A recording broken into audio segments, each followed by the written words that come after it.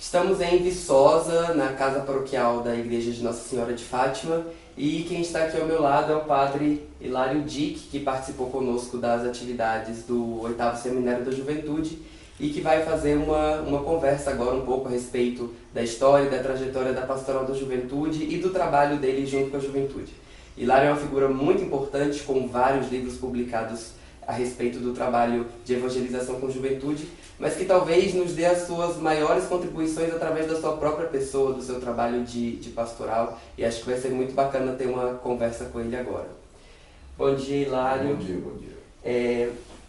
Para a gente conversar, para a gente começar, eu queria primeiro te agradecer pela disponibilidade de ter essa conversa com a gente, e eu queria que você contasse um pouquinho da tua trajetória, assim, acho que é uma curiosidade dos meninos e do pessoal que trabalha com a pastoral, quais caminhos te trouxeram até a gente, né? Como foi que foi o seu processo de chegada na Pastoral da Juventude, o trabalho de começo da assessoria, conta um pouco desse percurso aí, como é que foi?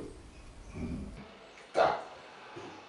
Primeiro, eu sempre digo que tive 3 vocações: ser padre, ser doutor em literatura brasileira, crítico literário, né? E, por fim, surgiu a vocação de ser agente de pastoral de juventude, né? Então, é uma descoberta da própria... Mas um momento muito importante foi... Eu estava terminando doutorado em literatura brasileira no Rio de Janeiro, quando fui convocado por uma meninada com a qual eu trabalhava já há 2 anos e fizemos coisas muito bonitas. Aí vieram conversar comigo dizendo que, olha, nós sabemos que tu gosta de literatura brasileira, essas coisas todas, mas nós achamos que tu não é feito para isso. Nós achamos que tu é feito para nós. Que legal. Trabalhar com a juventude. Foi, para mim, foi a coisa mais profunda que aconteceu na minha vida, assim, de chamado. Eu mudei.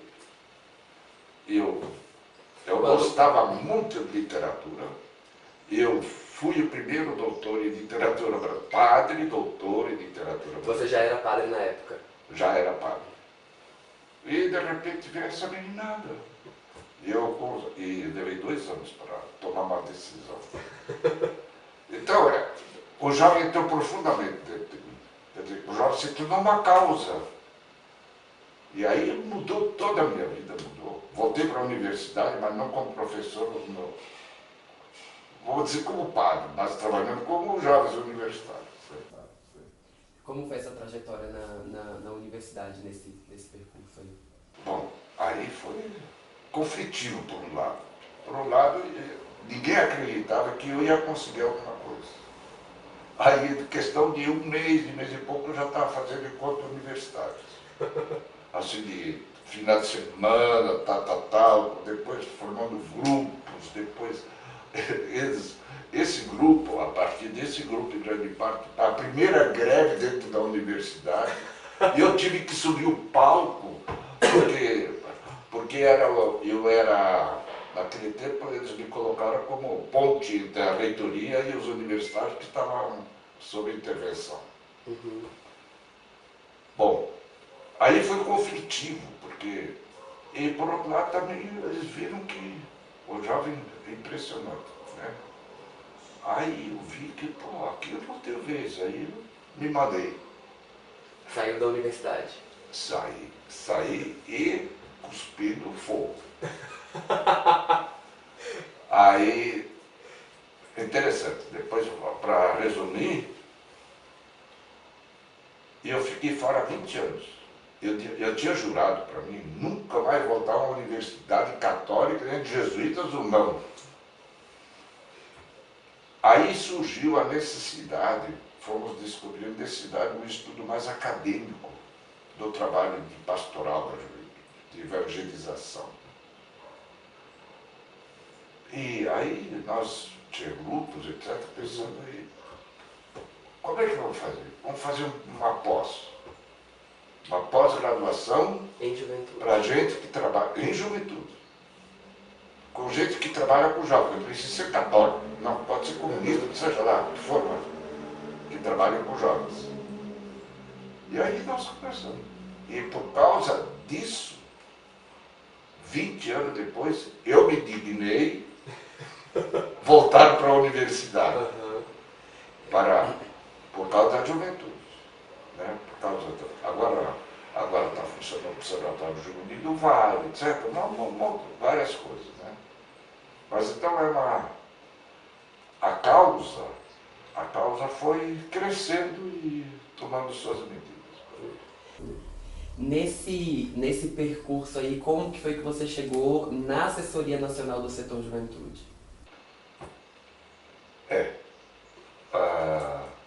Eu saí da universidade e aí fui mandado para um local, uma casa enorme, que os jesuítas não sabiam o que fazer.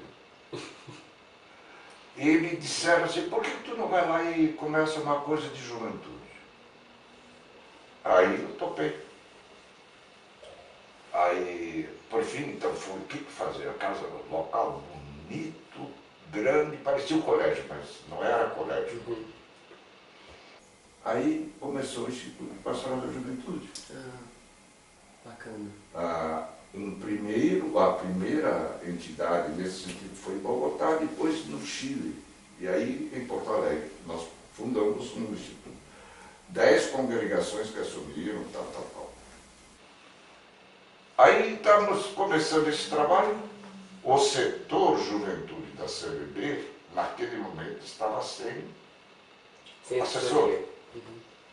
Porque eles tinham decidido em 78 que o Brasil era muito grande, que não é possível fazer o trabalho conjunto. Então dividiram o Brasil em blocos. Bloco Nordeste, Bloco Sul, Bloco Leste, Bloco Oeste, Bloco Norte. E cada um, os blocos que se virassem. Em 78. Aí chegou 81, eles viram, não, é possível, tem que fazer o trabalho conjunto. Aí eles foram à procura. E foi Dom Cláudio Umes, da CNBB, que apareceu lá no Instituto Porto Alegre para falar com o meu provincial, sou jesuíta, e falar com o provincial dos salesianos. Eu não chamo de provincial, não interessa o termo, mas ele estava procurando gente.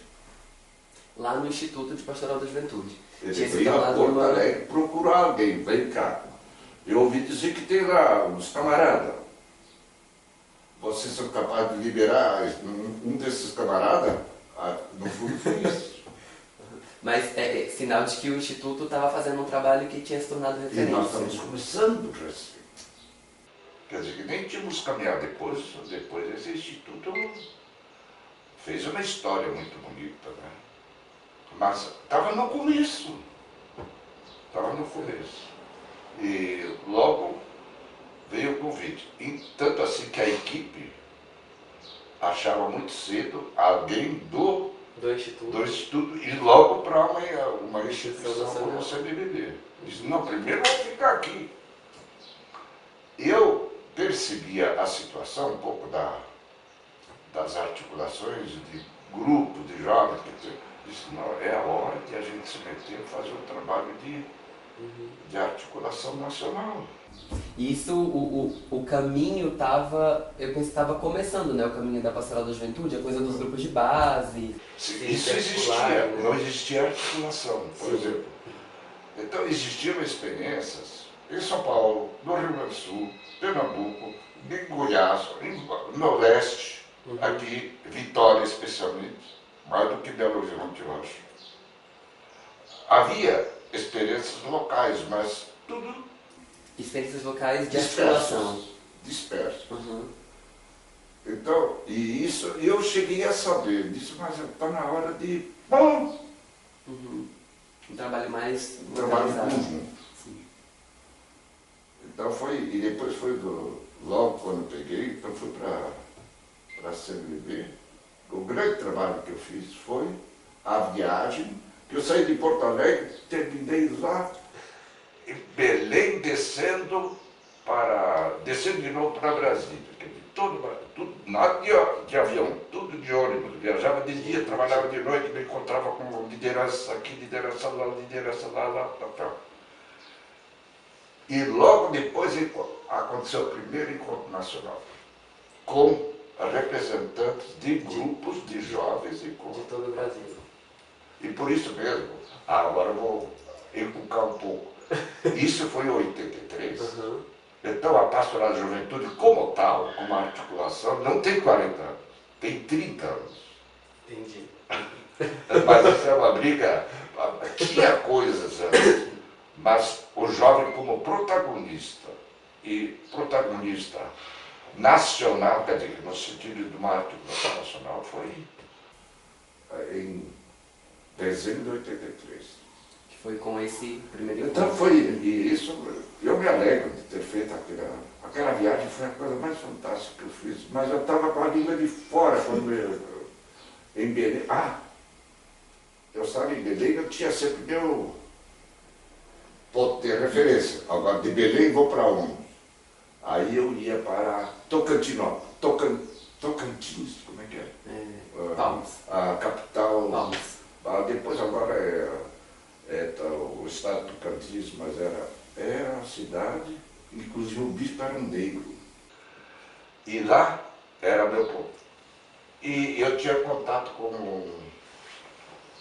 um padre, ou então um padre, uma figura. Uhum. E lá o meu contato era o Josimo. Não sei se vocês ouviram falar do padre Josimo. Sim, já sim. E quando eu cheguei em Belém, eu tentei entrar em contato com ele porque eu estava vindo. Uhum. E nada dele. Eu disse, mas eu vou lá. Lá cheguei na cidade. Lá cheguei na rodoviária. Bom, onde que eu vou? Vou na casa da paróquia. Bom, mas aconteceu que o Josino estava fugido porque estava Por causa da ameaçado de perseguição. morte. Ele foi morto Sim, depois. sim, Josino sim, estava, Ele foi morto. Ele era encarregado da Pastoral da Juventude e ele era encarregado também do programa de terra. Né? Mas depois foi... Por que estou contando isso? Porque foi um trabalho de visitação de lideranças. E o bonito foi ver, em 83, nesse encontro nacional, ver essas lideranças, todo o Brasil, se encontrando pela primeira vez. Porque eu já havia encontro lá, no Nordeste, São Paulo. Não, agora, e foi em Brasília. E foi interessante. O arcebispo de Brasília não queria que o encontro fosse lá. Porque era ainda um tempo, 83, era ainda um tempo meio de ditadura. Aí, quem entrou, assim, para conseguir um local, porque o encontro foi lá no interior de Brasília, numa casa nós tínhamos muita gente.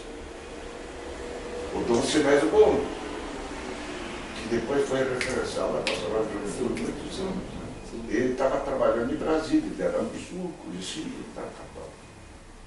Então, bom, é isso. É um panorama interessante, né? Como que começa. Eu imagino a riqueza da diversidade de expressões e dessa companhia, desse sonho compartilhado nesse primeiro encontro, né? Olha, essa viagem devia entrar na história, porque aí o encontro que eu tive com assessores, né?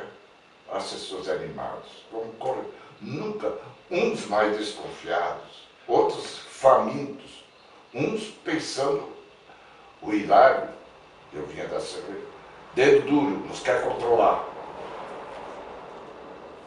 E eu não tinha nada disso, né? Não, eu queria conhecer e saber para ver o que a gente podia fazer num trabalho de conjunto. Sim. Foi um trabalho, né? eu me chamo de, como é esse cachorro de caça, como é que se chama? Perdigueiro. Eu me considero um pouco perdigueiro. Perdigueiro são os cachorros que os caçadores usam para caça. Né? ver a coisa e pegar leve. Tá. Desse começo de percurso aí, nessa época que você começou a trabalhar e tudo mais, até hoje, assim, a gente está com essa comemoração, esse momento que eu acho que é um momento importante. Como é que você avalia esse percurso? Assim? Quais Os momentos. quais momentos ou quais desafios que a gente enfrentou nesse período que formam a Pastoral da Juventude como ela é hoje, né? Eu acho que a primeira coisa é a gente se dar conta que existe grupo de base independente, muitas vezes, de qualquer coisa.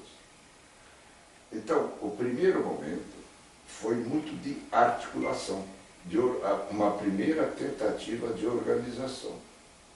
Então, esse momento foi interessante, isso significa umas várias discussões. Como? Depois, um momento forte, na década de 80, é a formação, a elaboração pedagógica. A Pastoral da Juventude praticamente se construiu, isso através de conversações, de seminário de jovens, etc. Por exemplo, o que é formação integral? Qual é a identidade? Quais as opções pedagógicas? Por que dimensões? Por que processo? Tudo isso foi discutido. E o bonito foi isso na década de 80. E aí entrou uma figura muito importante, que a gente não fala tanto, mas um grande assessor foi o Florisvaldo Sorin, que morreu de câncer, jovem, 47 anos também. O melhor assessor que eu conheci. Mas ele foi capaz de fazer a rapaziada, os assessores, encaminhar toda uma reflexão daquilo que a gente chama de proposta de pedagogia, proposta pedagógica de educação na fé. Sim. Que é um elemento importantíssimo na Pastoral da Juventude. Central. Aí entra a questão do protagonismo, entra a questão da formação integrada, das dimensões, dos processos, tudo isso. Tá? A assessoria apareceu como elemento, como opção pedagógica, como ministério, só em 95. E, bom, aí eu poderia entrar por lá, mas foi interessante, foi num encontro latino-americano, um bispo de Oruro é uma cidade da Bolívia, o bispo de lá, primeira vez falou para um grupo da América Latina sobre o Ministério da Assessoria. Quando se falava de assessoria. Então, primeira vez. Depois, a questão da espiritualidade. Então, o que ajudou muito foram os encontros brasileiros de formação, tanto de assessores, de lideranças, etc. Nisso, o Orano foi muito importante. Encontros muito animados de 100 assessores, para discutir na afetividade, sexualidade, marxismo, igreja, não sei o quê, mas tudo adaptado para a pastoral. E, a nível de América Latina, em 83 também começaram os encontros latino-americanos, de onde o Brasil, México e Chile eram mais ou menos os que puxavam. Mas para uma elaboração latina não mandava, mas eram as lideranças, porque tinha experiência forte no Brasil, tinha experiência forte no México e no Chile. Tinha um pouco também na Bolívia, principalmente. A Argentina, menos. A Argentina era muito focolar naqueles tempos. Era uma outra, mas sempre foi um relacionamento que foi crescendo. Então, a nível de América Latina, os encontros responsáveis. E também, sempre como um assunto. Por exemplo, assessoria, espiritualidade, opção pedagógica, projeto de vida, militância, ou todos esses grandes problemas que a gente, num processo de educação da fé, foram discutidos não todos de uma vez. Por exemplo, a espiritualidade foi aqui em Mogi das Cruzes, em São Paulo, o encontro latino-americano. Que foi em Mogi das Cruzes. O ano. Aí você também. Mas foi, eu imagino 97. 97.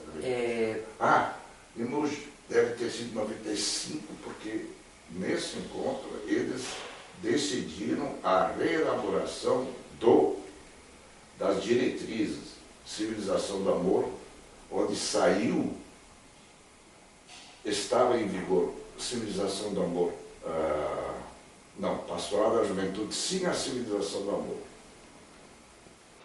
Depois, eles queriam uma reelaboração dessas diretrizes, e aí saiu Civilização do Amor, projeto Tarefa e Missão.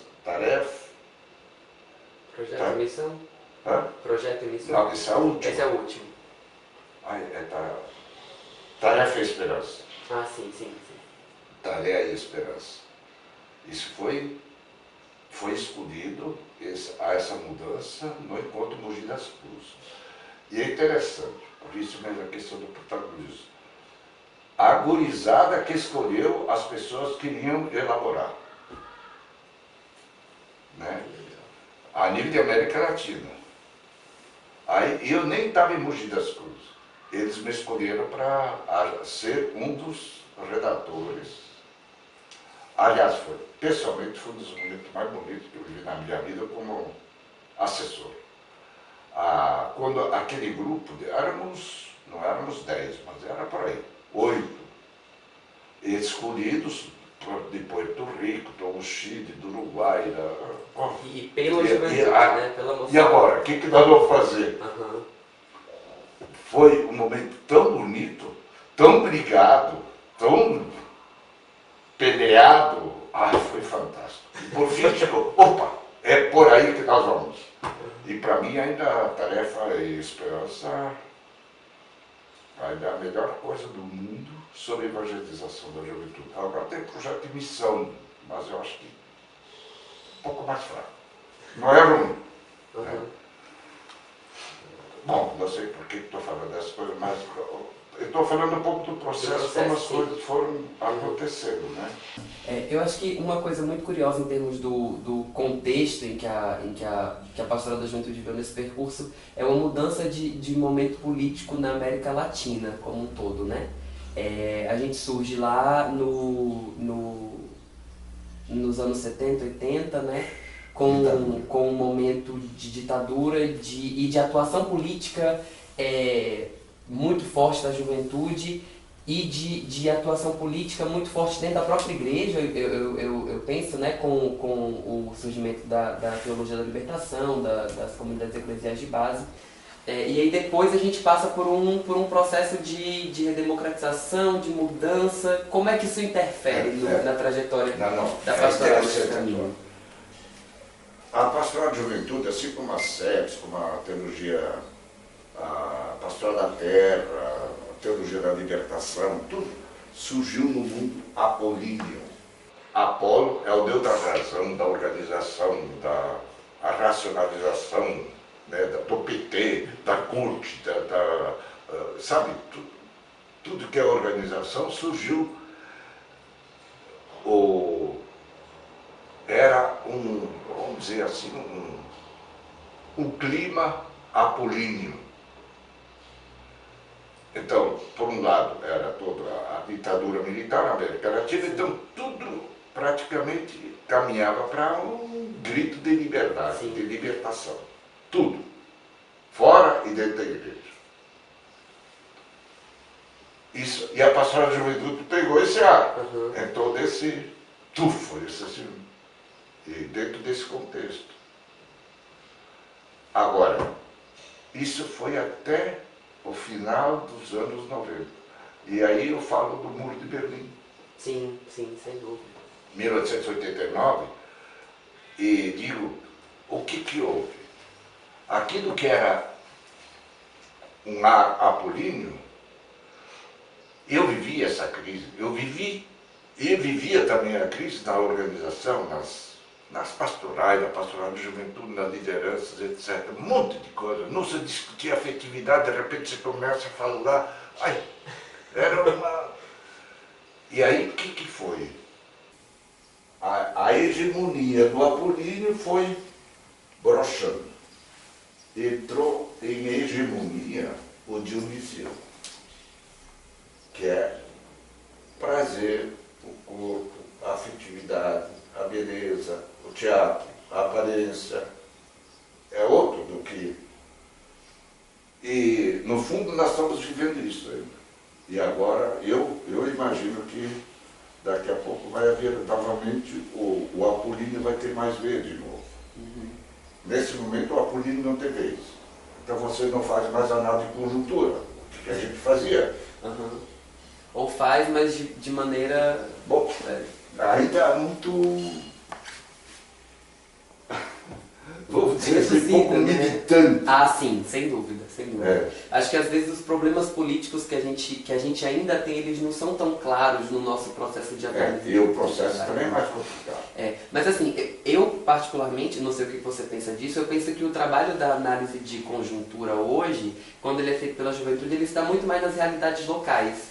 É da juventude parar para perceber a própria comunidade, os desafios do próprio lugar, e não tanto uma análise de conjuntura política do sistema mais geral, né? Não sei como é que você pensa essa realidade. Onde eu falei também para vocês a importância que tem o individual, não é os grandes planejamentos, não é uma utopia. Agora é tudo mais instantâneo, vocês querem resultados concretos, não é uma época de nós vamos fazer a revolução daqui a 15 anos, vai explodir, não, tem que ser amanhã.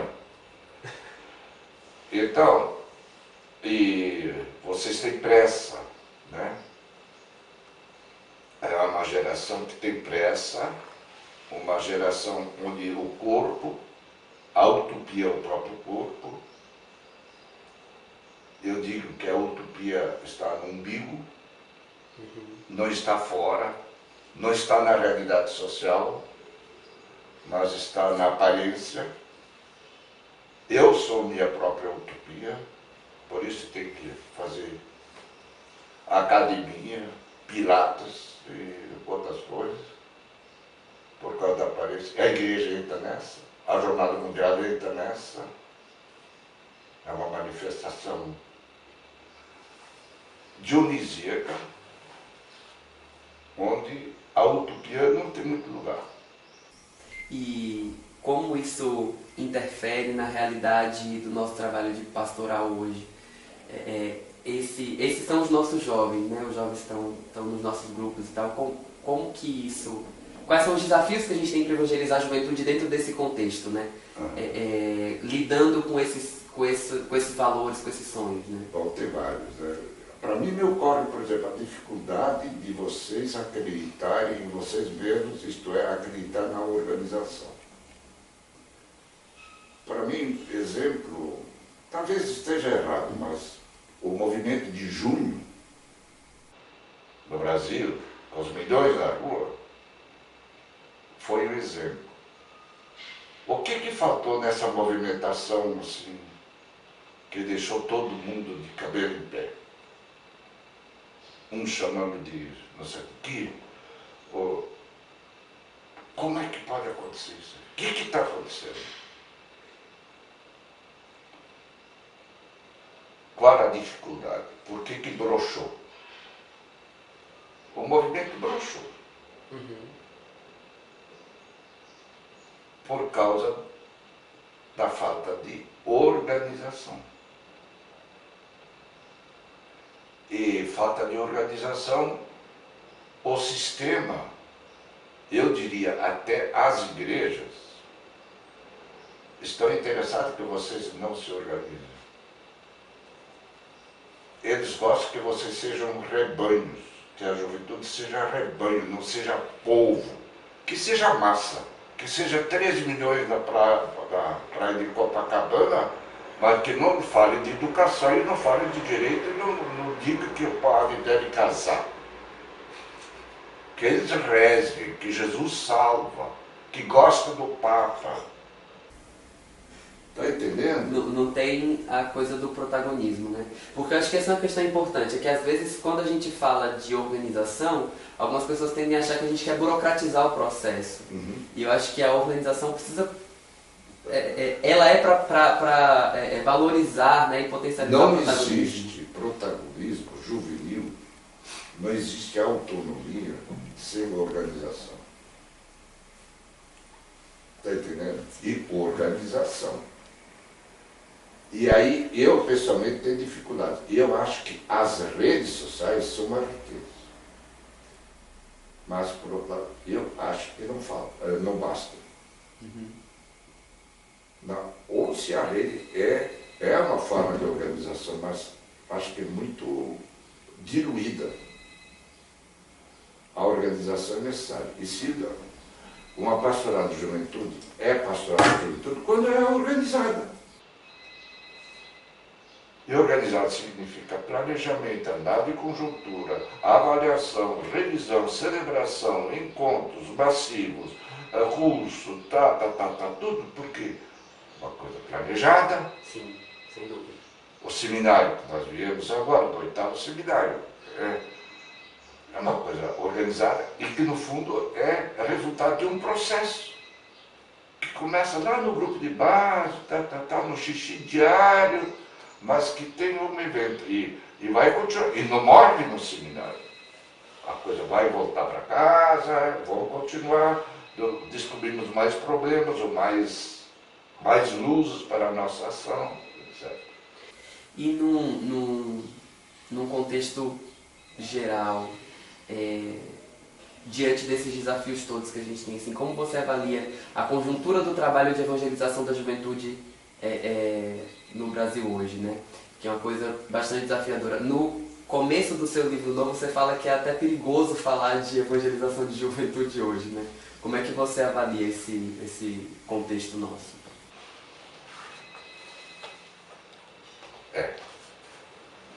A pergunta é certeira e é complicada, porque estamos vivendo um momento muito estranho.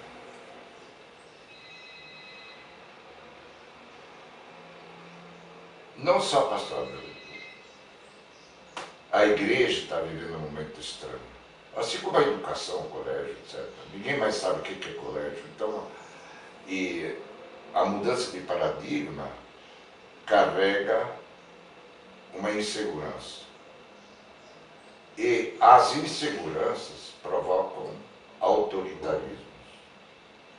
Então, no tempo de Ratzinger, do Paulo Bento XVI, você pode ver quanto controle houve dos teólogos, ano da fé, catecismo. O que é isso? São demonstrações para enfrentar uma insegurança. O povo está inseguro, nós temos que dar uma pílula de segurança. E quem aceita o protagonismo juvenil, a construção da autonomia, deve estar disposto a enfrentar as consequências. Se vale ou não vale.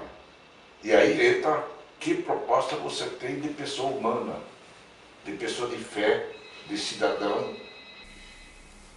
Aí entra a figura que eu uso muito. Nos interessa ovelhas, sim senhor,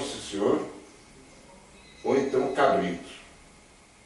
Cabrito sobe o morro, quebra as pernas, mas vai, se arroja.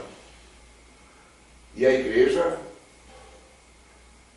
não está muito disposta a aceitar cabrito.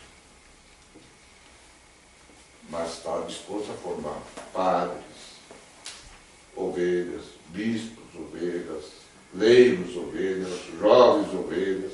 Sim, senhor, seu padre, sim, senhor, seu papa, sim, senhor, professor. E que nunca serão protagonistas de um processo. E não vão. E, primeiro, não se metem na política, mas são os maiores corruptos. Não se metem na economia, mas são os maiores ladrões. No tempo de Bento XVI, você não imagina quantos bilhões de euros foram desviados por esses ratos de sacristia, os grandes catolicões dos movimentos que a gente conhece por aí. Opus Dei, União Libertação. Quantos bilhões de euros foram desviados do nariz do Bento XVI? Isso é um problema grave, né? Está entendendo? Então o Bento XVI também caiu um pouco, não sei se Bento XVI ou a conjuntura, um pouco relacionada com a crença na autonomia, o autoritarismo. Na autonomia de quem? Hã? Na autonomia de quem? A autonomia do leigo, do jovem, da pessoa humana. A autonomia. Cada um tem direito a ser ele. Isso não significa que o Papa não deixe de ser Papa, o Pai não deixe de ser Pai, o professor não deixe de ser Pai, o pai não deixe de ser Pai. Não. Mas nós temos personalidades que discutam, que seja Vinícius, que não seja uma ovelha. Não, que tenha personalidade e que se meta na realidade social. Sim, sim. Onde fé e política se encontram. Então, você fez uma pergunta. Nós estamos vivendo um momento muito complicado. E nesse momento, quem está com o poder não é a autonomia. São os criadores de ovelhas. E que desafios.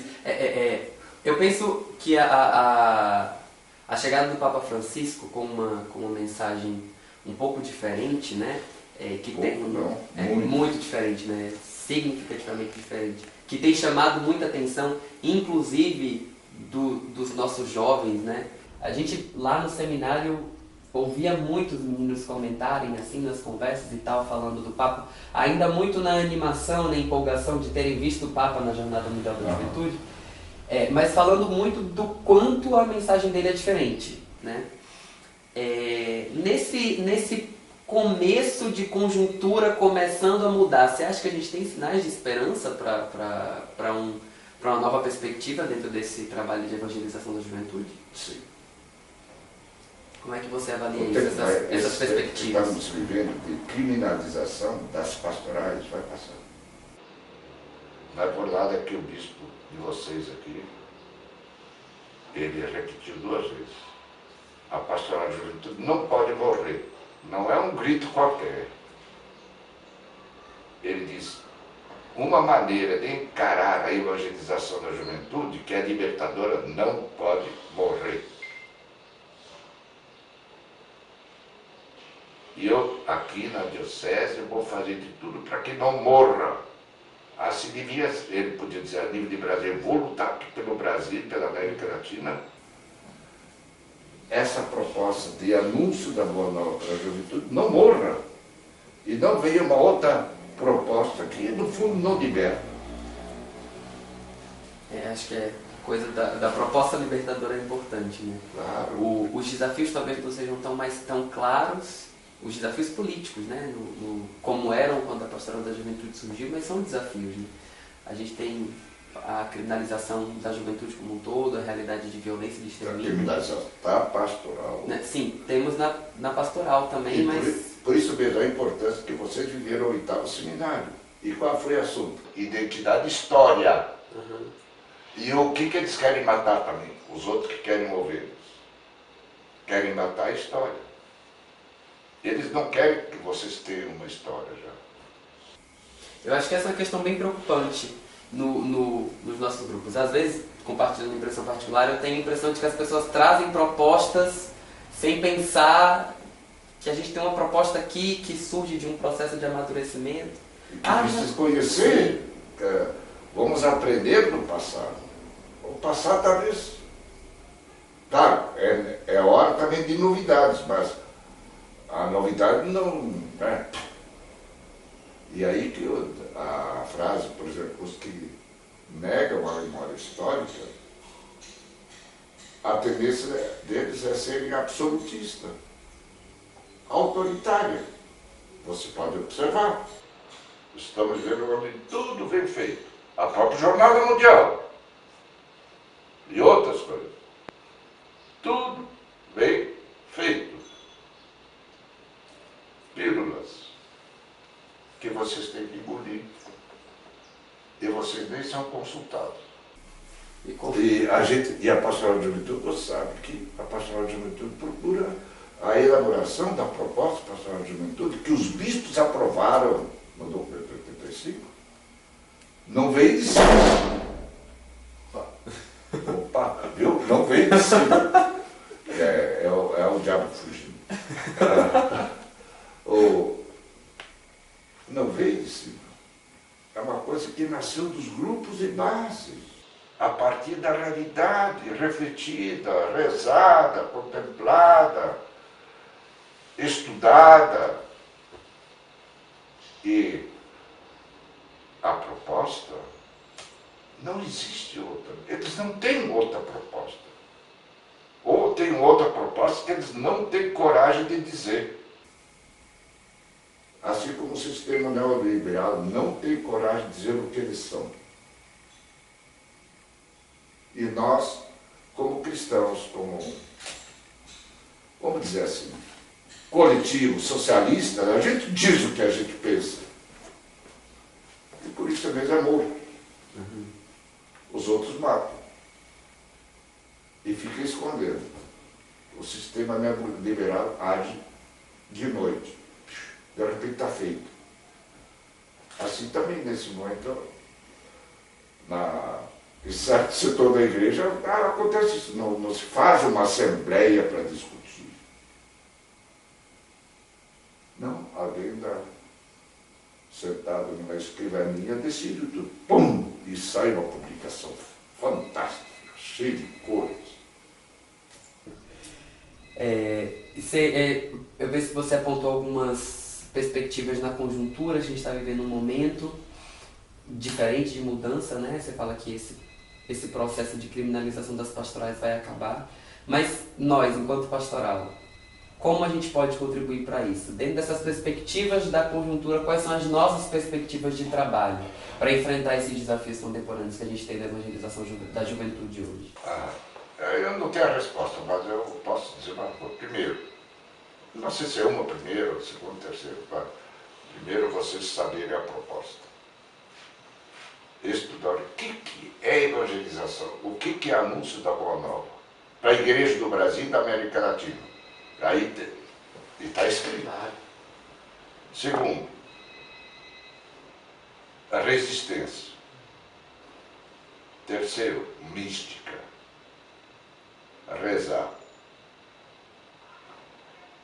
Não deixar, apesar da criminalização, não procurar deixar de ser orgânico.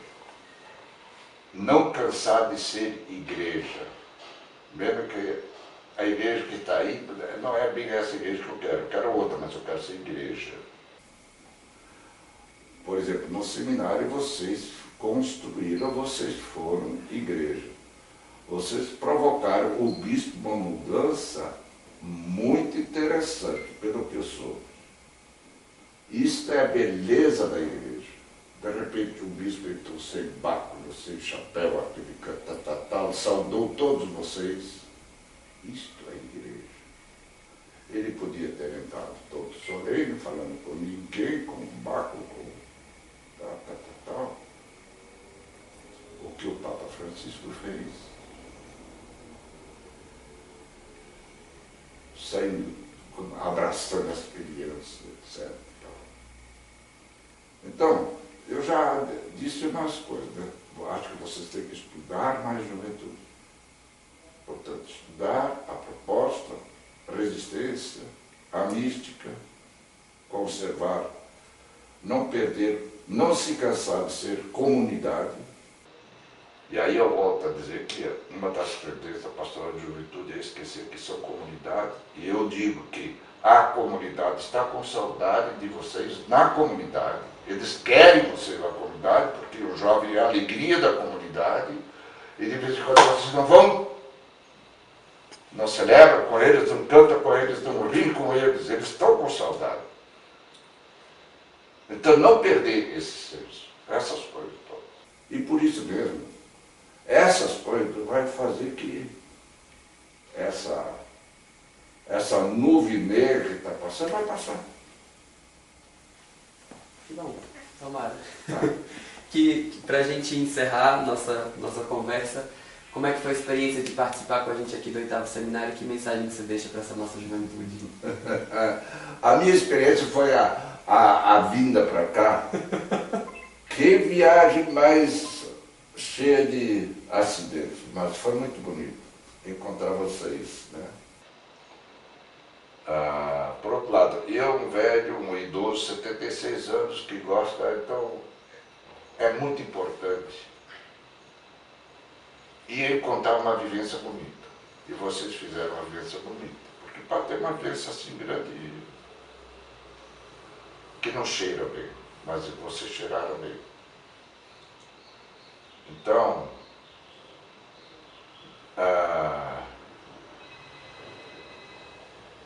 quantas vezes eu digo que para fazer certos casamentos vale a pena ir longe, né?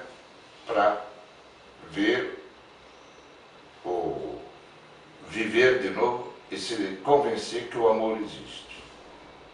Então viajar longe para ver de novo que o espírito juvenil existe. Que a realidade juvenil teológica existe, é real. Isso aconteceu. Bom. A gente ficou muito feliz com a sua presença por aqui. E essa conversa agora foi extremamente enriquecedora também. Eu quero agradecer muito, muito mesmo. Deixar um abraço para toda a juventude que participou do nosso seminário arquidiocesano. Uma boa volta para você. Muito Espero obrigado. que seja menos acidentado. Será, com fé de Deus. Certo, tá bom. Um grande abraço, Obrigado. querido. Tá, um grande Muito abraço. obrigado. Que Deus abençoe vocês todos, né, e você. Em você, a toda a gurizada. Obrigado. Tá certo.